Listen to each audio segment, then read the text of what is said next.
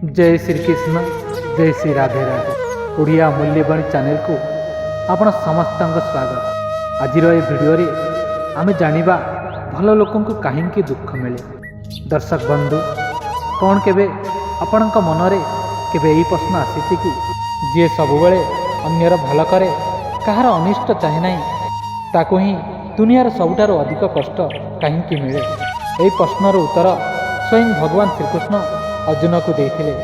श्रीकृष्ण कहते सुना को शुद्ध और चमत्कार करने ताकू निआरे पड़ा पड़ी था।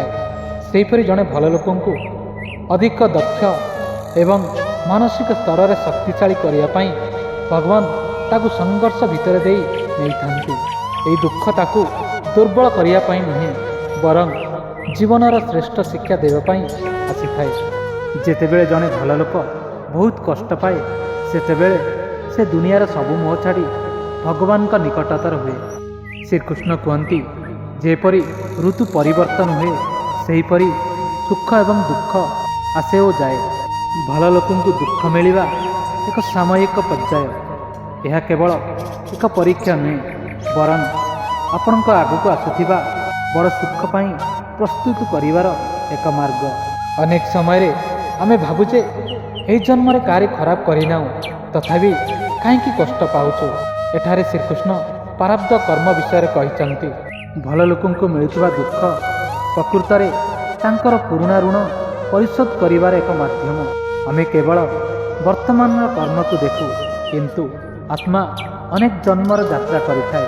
श्रीकृष्ण अनुसार बेले बेले यही जन्मर भल काम सत्वे आमको पूर्व जन्मर किसी असमाप्त कर्मर फल भोगिबाकू पड़े। भल लोक दुख मिलवार अर्थ होउची भगवान सेमानंकर पुराणा पापर बोझ शीघ्र शेष करी ताको मुक्ति पथ को नहीं जाउछंती।